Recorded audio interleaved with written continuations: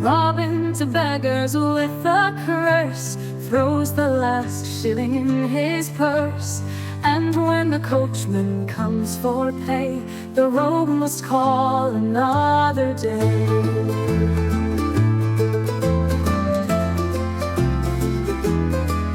Brave Harry, when the poor are pressing, gives them a penny and God's blessing, but always careful of the main. With tuppence left, walks home in rain. Robin from noon to night will prate, run out in tongue as in their state, and ere a 12-month and the day will not have one new thing to say.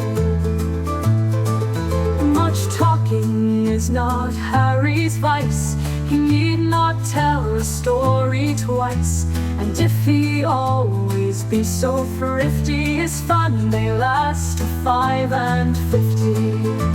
So fell out that cautious Harry, a soldier's useful love must marry, and with his dame the ocean cross, all for love or the world well lost. Repairs a cabin gone to ruin, just big enough to shelter 2 in, and in his house, if anybody come, will make them welcome to his modicum, where Goody June milks the cows and boils potatoes for her spouse, or darns his hose or mends his breeches, while Harry's fencing up his ditches.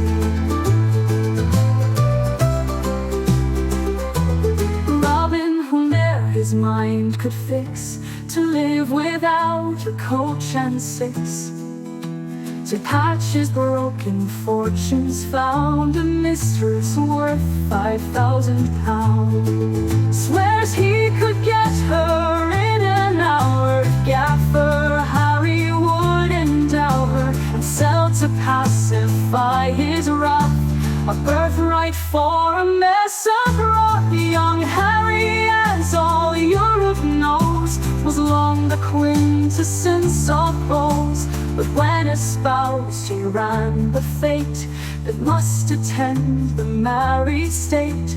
From gold brocade and shining armor was metamorphosed to a farmer.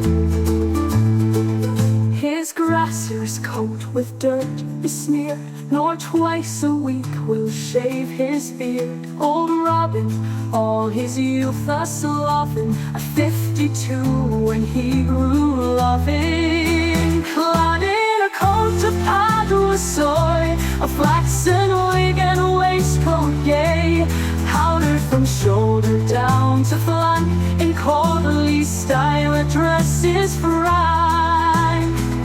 Twice 10 years older than his wife, is doomed to be a beau for life, supplying those defects by dress which I must leave the world to guess.